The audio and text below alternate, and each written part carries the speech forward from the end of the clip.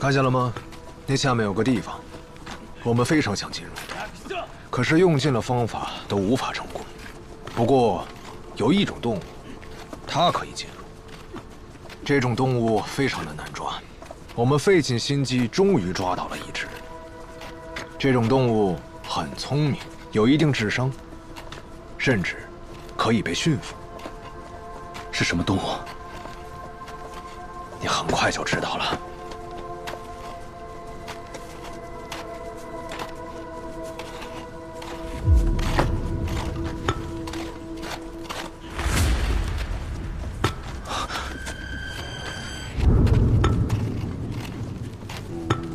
401。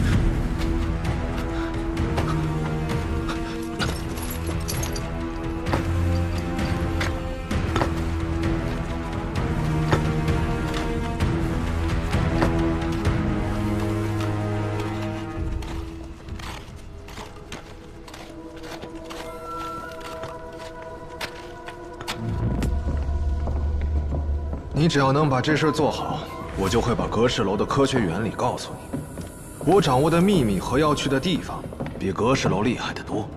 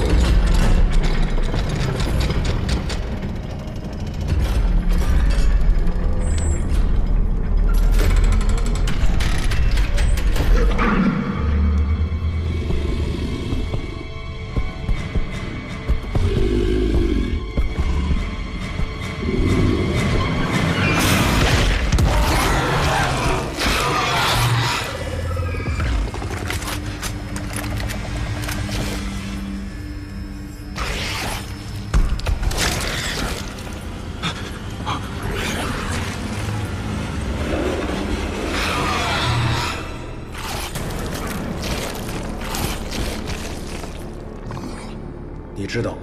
为了抓住他，我们牺牲了100多名大日本的头鸟。那个时候我们的照明设备不够，在黑暗里无法发现他，只能在摸索中进行抓捕。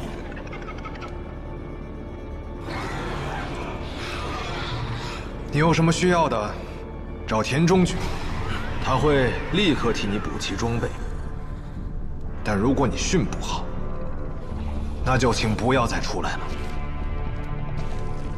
只要我驯服好了他，你就会放我离开吗？我们日本人是讲信义的，堂堂大日本帝国不会害怕你这个区区老狗。只要你能训好他，我就会放你离开。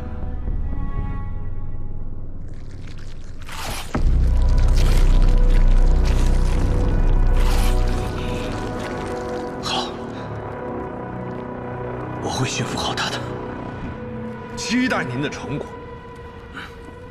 啊，对了，请务必记住，晚上睡觉的时候，千万不要离他太近。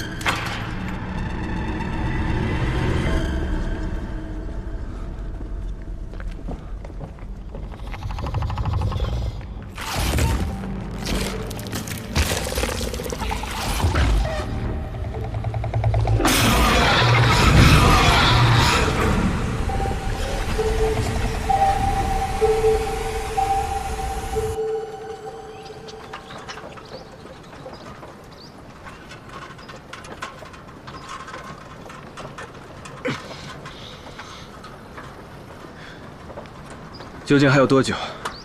应该差不多还有1里地吧。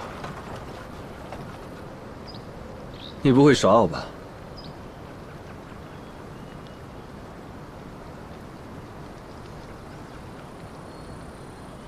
其实有件事情我没跟你说，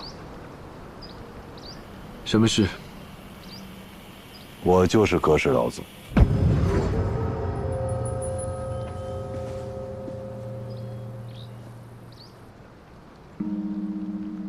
的信徒。你见过他？没有。当年我瘸了腿，被人忽悠入了教。那你入教之后做什么？砌墙。你说的那堵高墙，我去过。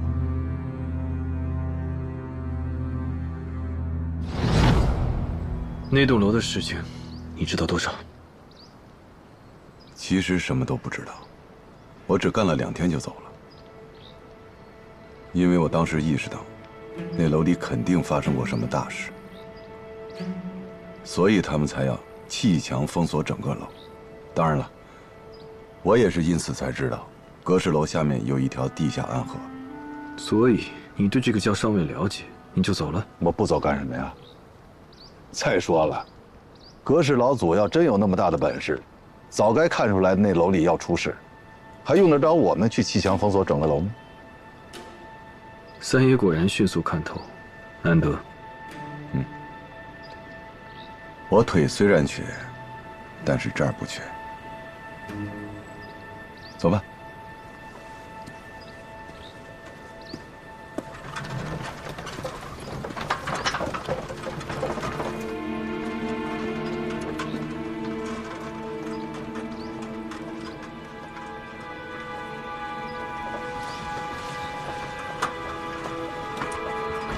等一下。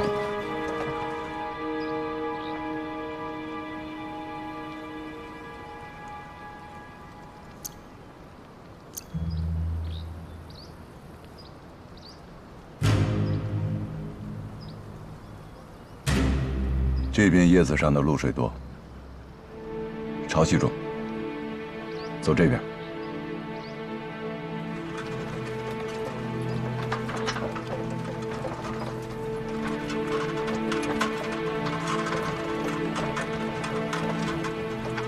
好。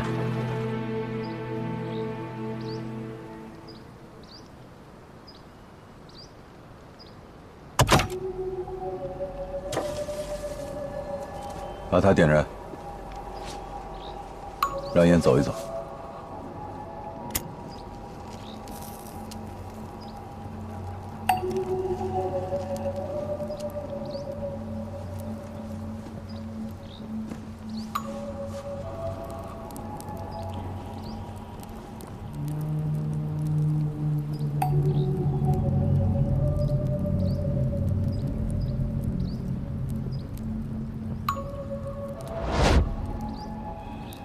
这边。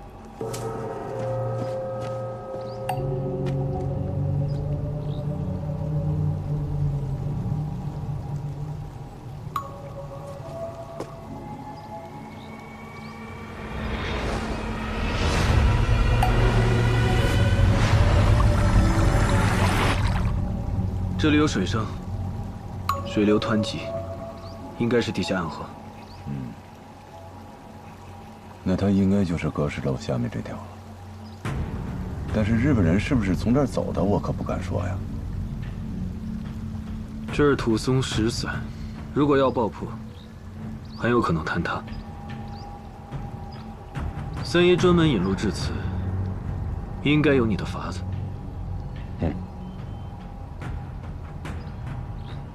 这下面呀，不光水流急，还有很多暗礁。我一路看于山势，发现整条地下暗河在这一段有龙骨凸起，这就说明这底下肯定有一道石头形成的堤坝。三爷不用下去，就了解地下暗河里面的情况。果然是老瓢把子。这还不简单吗？你看这一路山势走向，有下岭蛇和水龙交叉，交叉的位置必有18呀。那从上游河中流下来的物件，必然会冲击到这个位置。这个死贼啊，是老一辈淘金客的法子。你把他从这个缝隙中顺下去，如果日本人从上游丢下过任何铁的物件，都会被他吸上来。当然了，这个法子到底管不管用，也得看佛爷的手法和运气。这个手法是三爷的绝活，我就不在你面前班门弄斧了。哎，不行，我最近痛风，手腕痛得很。你来吧。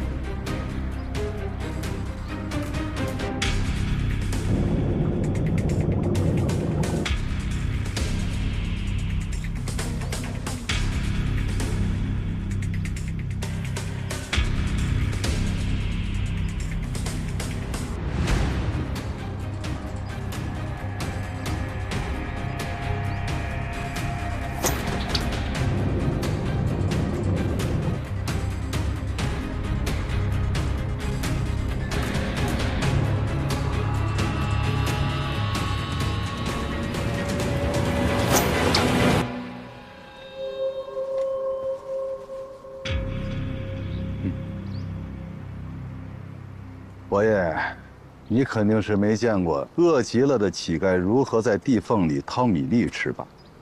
像你这样，光使蛮力可不行啊，你得像我这样，小指抵住缝隙的边沿，食指和中指差3毫，你感受水流的速度，找准机会，然后手腕，啪，这么一翻。力道大一点，米粒就碎了；但是轻一点呢，你又什么都念不上来。当年我在长沙街头就是靠这手绝活，在臭水沟里活了3年。不过没关系，时间、磁铁有的是，慢慢练。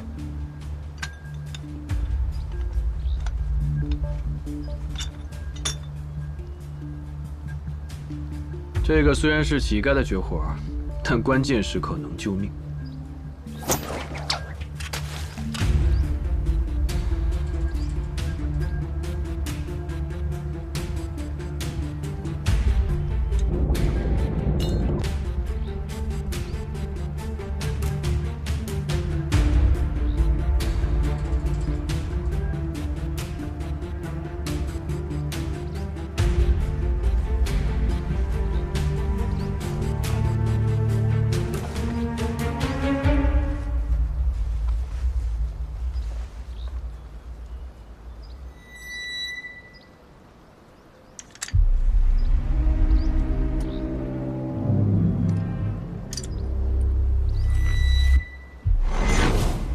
远东开荒纪念章，日本人果然从下面走的。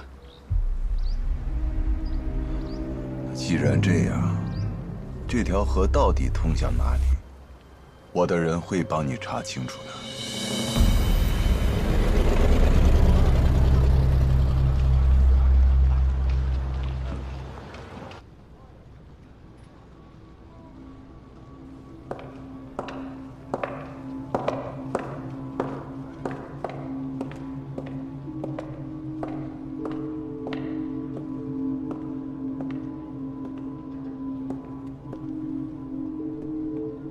来了，怎么回来都不打声招呼？听说你们九门还开了个大会，聊得如何呀？你是不是一直在替日本人做事？你太小看我了。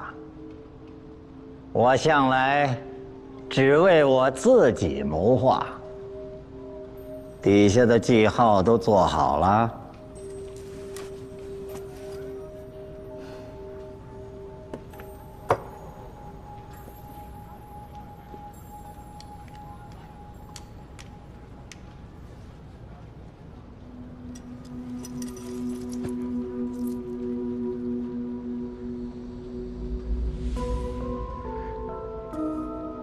我当家果然厉害呀！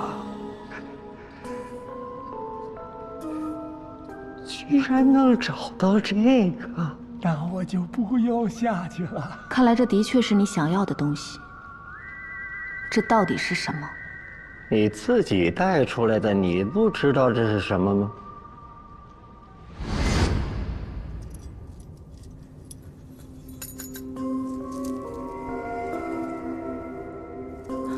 沙子，我不知道。你在阁侍楼里，是不是看见了法术？这个就是法术背后的秘密。有了它，千岁爷我就不怕张启山了。你答应我的事情，该兑现了。这些是霍家的借条，霍家欠我的也一笔勾销。可惜呀，钱财债消了，你和我一起勾结日本人的债又欠下了。哈哈。你看似可以和我分道扬镳，实则你和我的关系更紧密了。哈哈哈哈！霍家不怕同归于尽。哎，没到那份儿上，勾结日本人也未必都是坏下场。你放心，我保证，只要你竭尽全力，霍家会活下来的。那当然了。也只有霍家。你要对九门做什么？千岁爷，不用回避，仙姑和我是一条船上的，她已经脱不了干系了，对吧，仙姑？千岁爷，我们的人已经追到齐贼罪，随时可以动手。那就直接杀了吧。不用犹豫。是。丁千岁，不用那么惊讶，老八只是第一个，很快就会有第二个、第三个。仙姑，你要是说出去了，我和你的事情就会败露。你在九门，在长沙。就无法立足了。要不这样吧，今天我们商量个大计。老八一死，张启山肯定暴怒，你和我都有危险。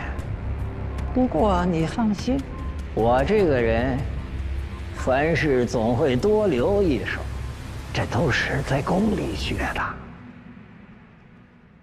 有你带出来给我的这个宝贝，我和鸠山美智都会是张启山的克星。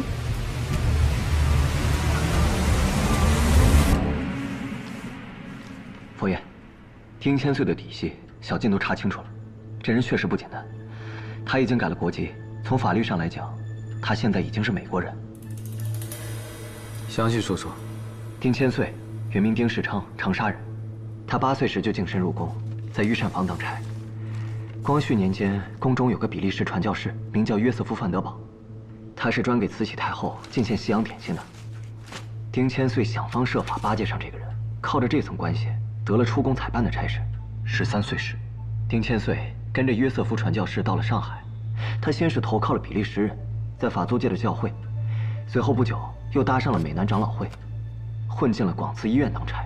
同年受洗，取教名塞缪尔丁，正式开始修读神学。然后他靠着教友特案申请了特别登记，在16岁时正式加入美国籍。他靠着这个身份再回宫，反倒更吃得开，所有人都要敬他3分。一个宫里的太监，摇身一变，变成了个美国人，绝对不是常人能办到的。后来清朝倒台，他立刻卷走宫里的银子，投靠美国人。42岁时，在美国人的安排下，他到了长沙，表面上是办洋行做生意，可暗地里，他就是在帮美国人倒账洗钱。不过美国人也不信任他，重要生意从不经他手，丁千岁无法从中获利，无奈暗中又攀上了日本人。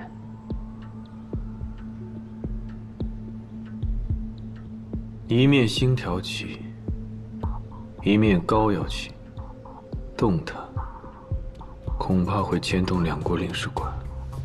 佛爷，还有一件事，他现在不在太和楼，我们一出阁侍楼，他就立刻搬到了百花慈心堂，之后就再也没露过脸。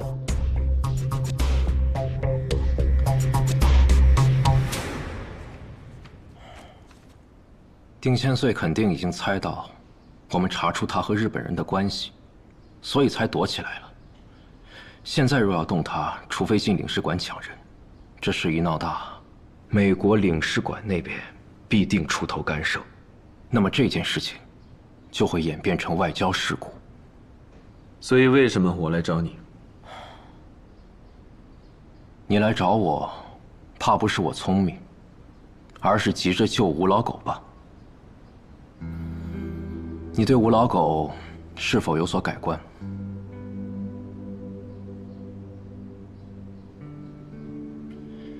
你不妨先说说，现在你认为的吴老狗是什么样的，和之前有什么不一样？我想活下去，要有口热饭吃，要活得像个人啊！我再信你一次，你最好能抓住他。我信你还有1成的可能会保9门，我就赌你这1成。我帮你。有勇有谋，有赤子之心。虽然文化水平低了点，此番要动丁千岁，按照你以往的性格，绝对不会如此的冒进。你已经赞同我的想法了。五爷对9门很重要，确实很重要。所以，这事虽难，倒也不是不能做。首先，让他们觉得丁千岁已经是个废子，但这个废子还得有点利用价值。九爷，该怎么做？30年前，北平闹天花，死人堆在巷子口几天都没人收。如今虽然可以种牛痘预防，却未断绝。这种病一旦闹出来，谁都怕。教会绝不会再留人，一定会第一时间把他送去医院。据我所知，教会在长沙有自己的医院。没错，但不止一家。其中一家圣玛利亚医院归洋人管，另一个普济医院，名义上虽然也归属教会，但实则是地方官办。只要丁千岁被送去的是普济，人出了教会的地盘，就是咱们说了算了。要丁千岁真的得天花不容易，但是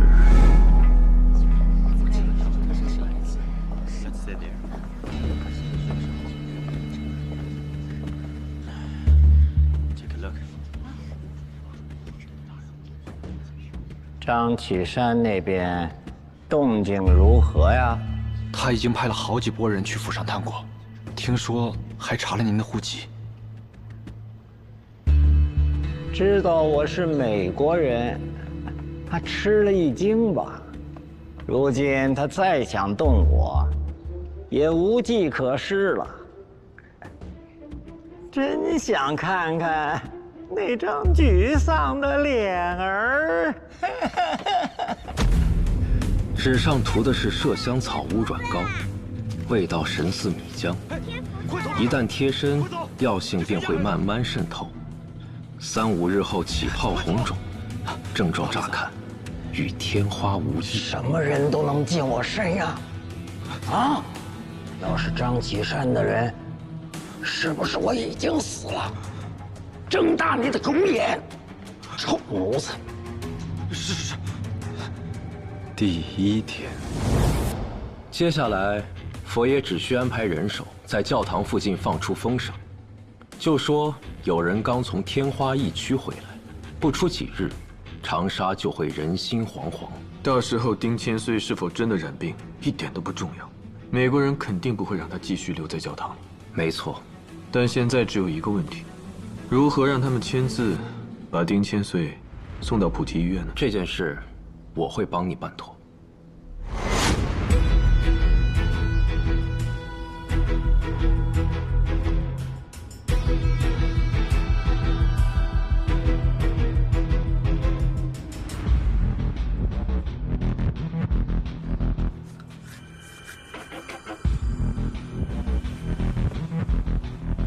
这是天花，这是天花，这个人得了天花，大家快跑啊！快跑！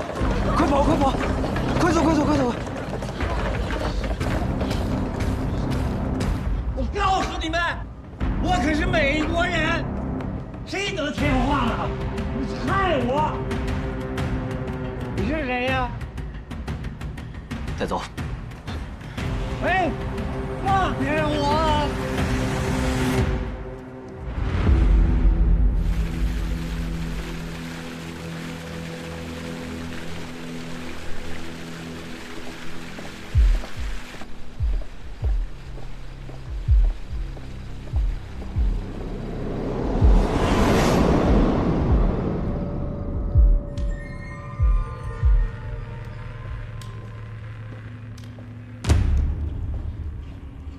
张启山，你设立私狱，扣押美利坚公民，这是死人罪！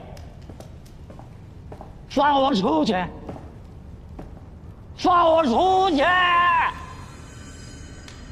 你喊再大声也没用，不会有人知道你在这儿。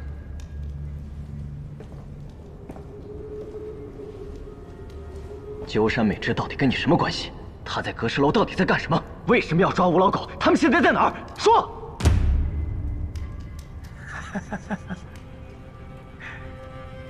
张启山，你不用想着吓唬我，宫里多脏的手段我都见识过呀。我年纪大了，经不起折腾。一旦我死了，美国人不会放过你。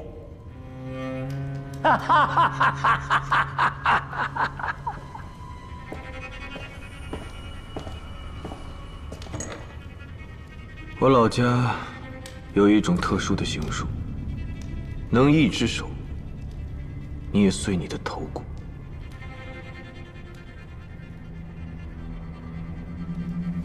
当头骨裂开，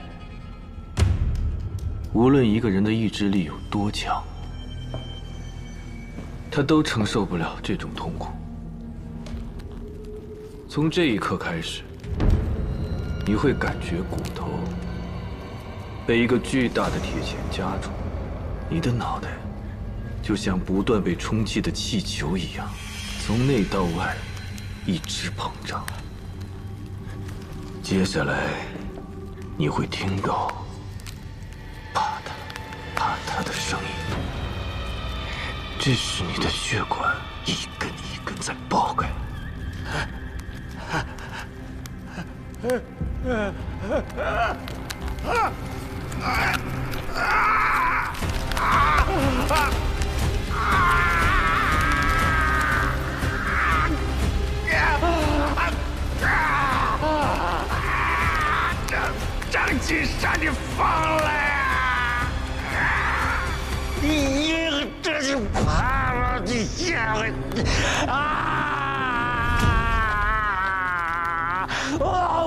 我说啊！我全都告诉你！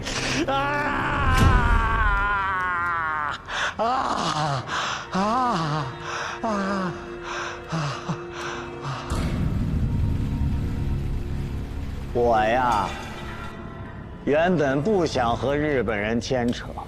早年，他们扶清自重，打着中皇的旗号，结果呢，转头就逼朝廷割地赔款。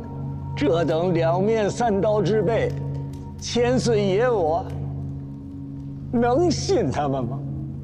你们是如何搭上的线？鸟取，鸠山美智的上司，鸟居是他亲自来找我的。长沙地底有一秘处极其重要，我的人被困在下面，张启山把持着九门，杀光了特务。我需要一个中国人在上面接应。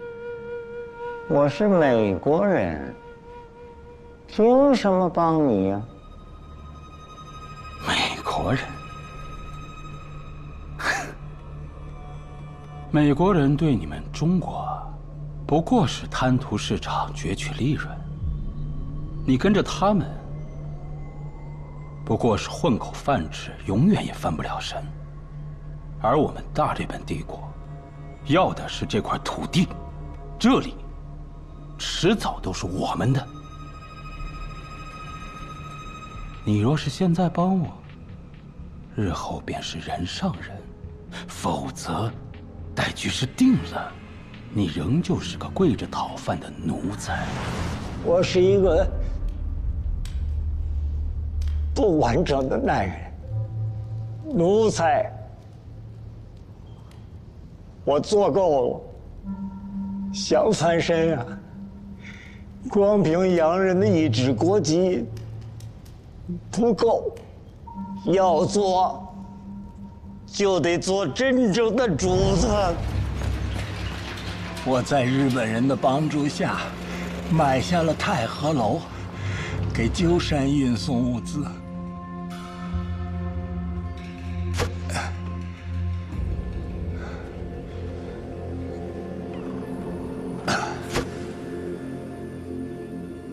长沙的地下竟然真的有人，非常神奇。我后来知道了，他叫鸠山美智。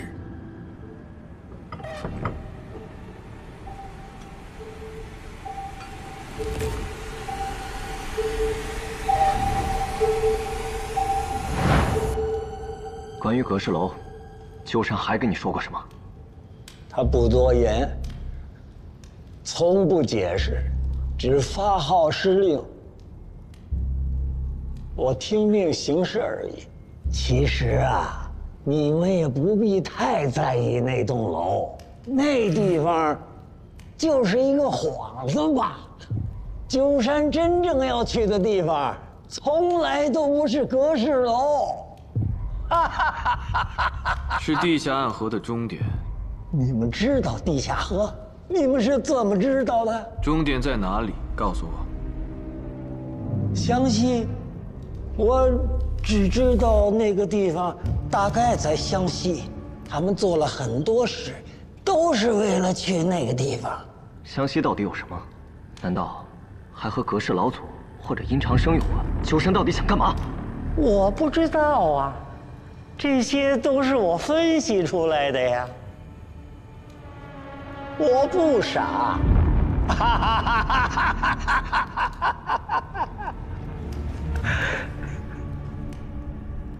401部队呢？那也是鸠山安排的，他给了我一些丹药，那丹药能让人听话。你继续说。我觉得那就是法术，而且他学会了，得了神力，能测命运、窥天机。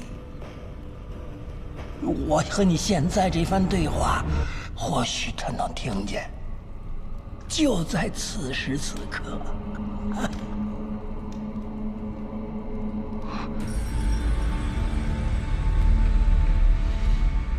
你知道的肯定不止如此吧？和鸠山美智这么多年配合，我早就发现了，阁事楼里有法术的原因。可他总说那不是法术，而是科学。去他的吧！法术的原理是什么？说出来，可以让你将功补过。张启山，你太高估你自己了。我既然知道法术是怎么回事，我就有能力倒转时空。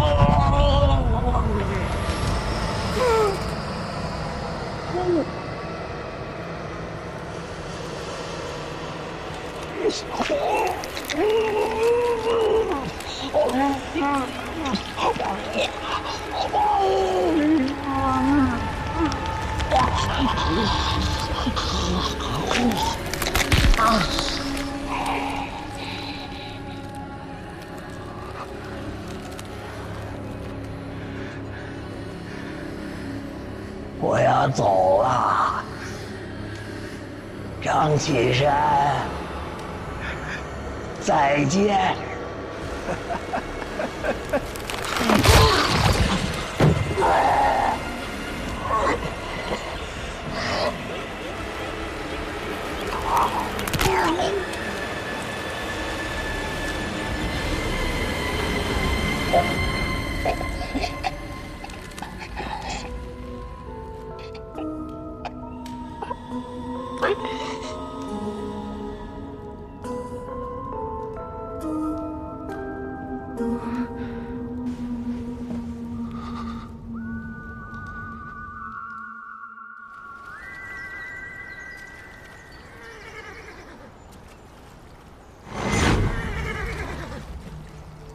哎，过来，过来，过来！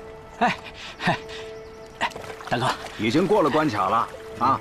你现在应该告诉我，为什么要花钱混入我们商队？啊！哎呦，这如今世道这么乱，这土匪又横行，跟着你们走能安全一些。你说这样的屁话，你以为我会相信吗？赶快滚！大哥，这个，来，我给你交个底儿吧。其实啊，因为我看你顺眼，啊，日子是不好混啊。哎，不过你放心，我既然收了你的钱，我肯定会替你保密。汉口我熟得很，到时候啊，给你找几个逃亡的好去处啊。哎呦，谢谢大哥，谢谢。哎，大哥，我这个多嘴啊，再问一下，就是您有没有去过西山呢？我听说上面有个老道观，我想去看看。巧得很，我们每一次走货呀，都要绕一趟西山去捡罐子。捡罐子？对呀，那道观是阁事仙所建，传说他能操控时间，信徒们就想出个百年藏宝的法子，将好酒好茶封入法罐，埋在道观，再请老祖施法，顺度100年。待挖出时，陈酿已100年，粗茶变金液。所以我们常去西山碰运气。哎呀，可惜多半是破烂。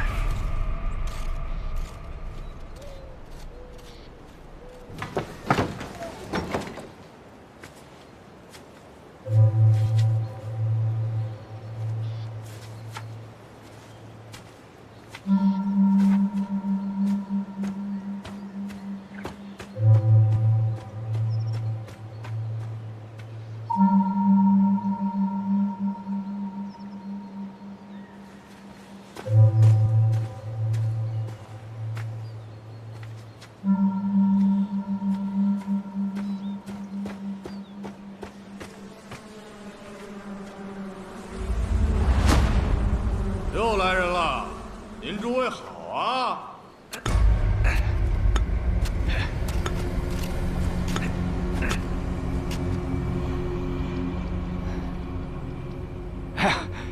今天来捡罐子的人还真不少，兄弟，这一块被我们占了，你们要简单，去那边啊。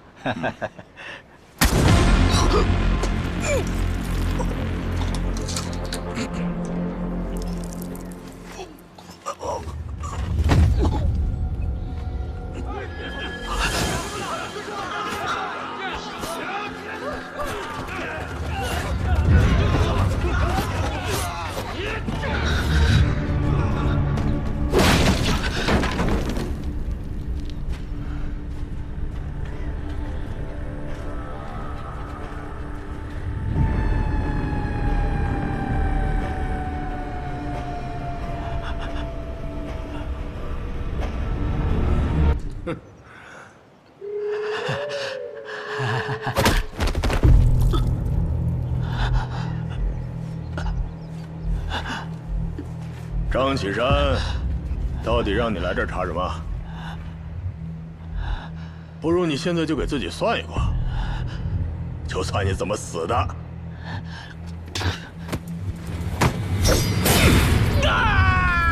算不算？我算。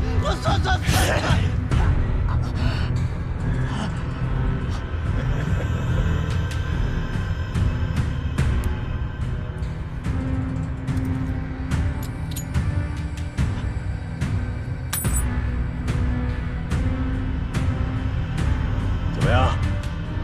卦上说你怎么死的？卦象上说我不会死。是吗？那卦文呢？我佛慈悲。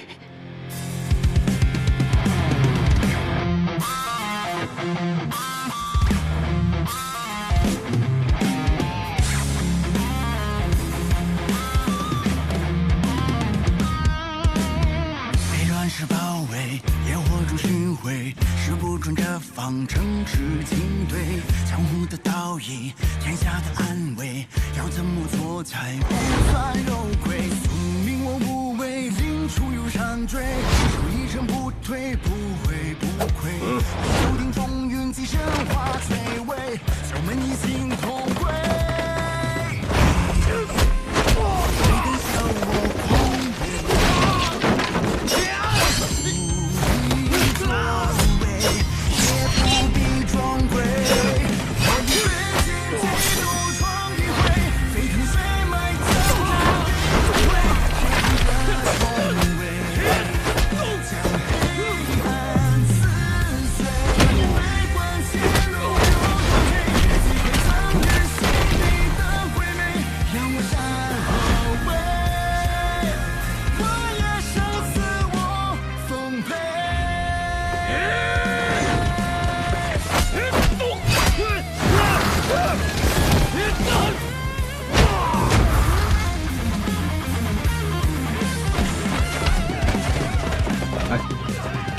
别去了，佛爷最近心情不好，让他发泄一下吧。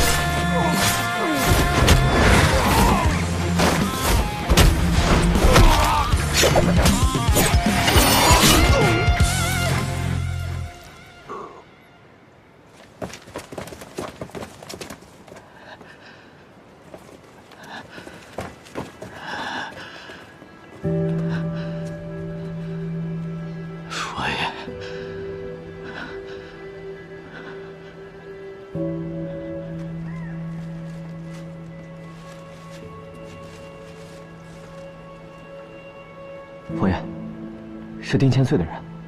猜到了。